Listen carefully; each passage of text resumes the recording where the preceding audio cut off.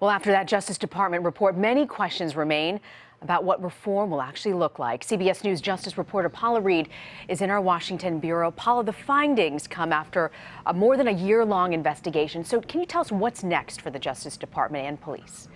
Rena, when the Department of Justice opens these kinds of investigations, there's two steps. The first one is this investigation. It took about a year here. That's pretty common.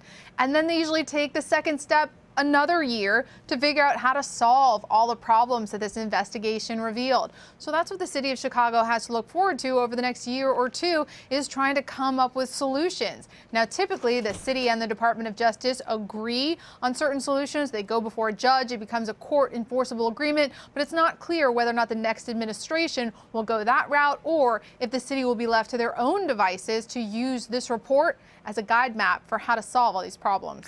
So this investigation found civil rights violations, and you actually spoke exclusively with the chief of the DOJ Civil Rights Division. I'm curious what she told you. That's right. We sat down with Vanita Gupta today. We'll see more of that interview tonight on the Weekend News. And she talked about how the police, while people a lot of times see this as a very polarizing issue, the police versus the community, we talked about how the police officers are also victims of sort of systemic problems within the agency. Poor training, limited oversight, and not a lot of transparency within the agency itself. Here's what she said. We also spent a lot of time with Chicago police officers themselves who had a lot to say about kind of feeling let down by some of these issues in training, the lack of adequate training, the lack of adequate equipment and the like. And all of that, though, I think has really contributed to such a level of broken down trust between some of the communities that need fair and proactive policing the most.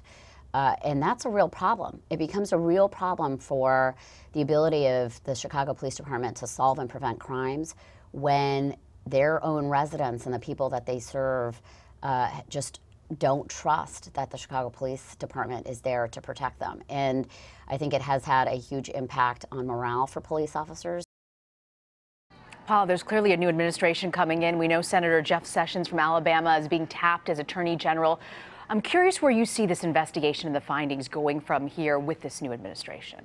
Rena, it'll be interesting to see whether or not this new administration follows through with this investigation and commits to what is called a consent decree or a legally enforceable agreement on how to reform the city. Now, in his confirmation hearing testimony, Senator Sessions says that he's not a big fan of consent decrees. He'd prefer to use other methods to reform the city's police department. Now, he has many options. The Department of Justice has a lot of different resources that he can send out to Chicago, but he did say that all the existing legally enforceable agreements, for example, in Baltimore and in Ferguson, he said he will leave those in place, but he said he's not likely to undertake agreements of his own.